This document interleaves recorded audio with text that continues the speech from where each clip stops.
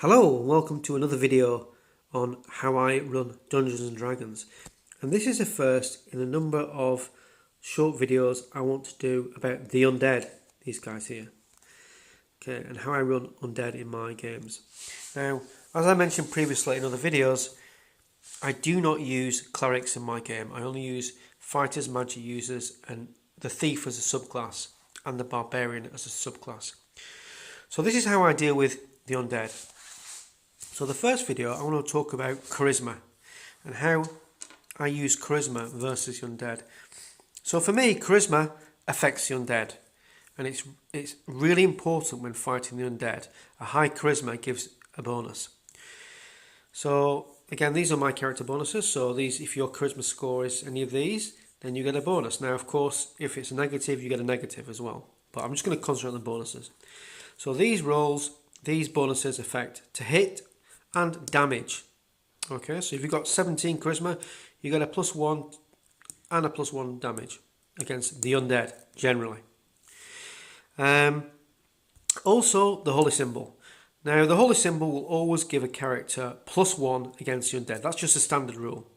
However, a character, because I don't use clerics, a character can brandish the holy symbol at the undead. In other words, he can advance towards the undead holding the holy symbol, and I call that brandishing. Now, if this happens, he rolls a d8, and to that d8 roll, he can add any bonuses he's got. So really, characters with high charisma tend to do this. And I only really use one character per party to do this, okay? So it's only one character in the party to attempt to brandish the holy symbol against the undead.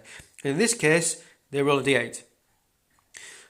Add any modifiers. A natural 1 means, unfortunately, they'll lose d4 charisma.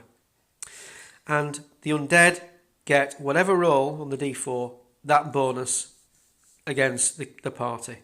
So if he rolls a 3, oh dear, he loses 3 charisma, and the undead get a +3 bonus to both attack and damage.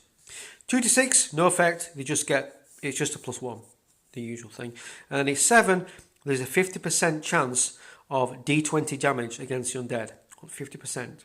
However, if he gets a natural 8, the undead suffer an amazing d20 times d20 damage. In other words, an explosion of fire, of holy light. And then he'll get a +1 to further rolls with the holy symbol. Okay, that's it. That explains it, I think. And I'll do other videos on the undead, but thank you very much.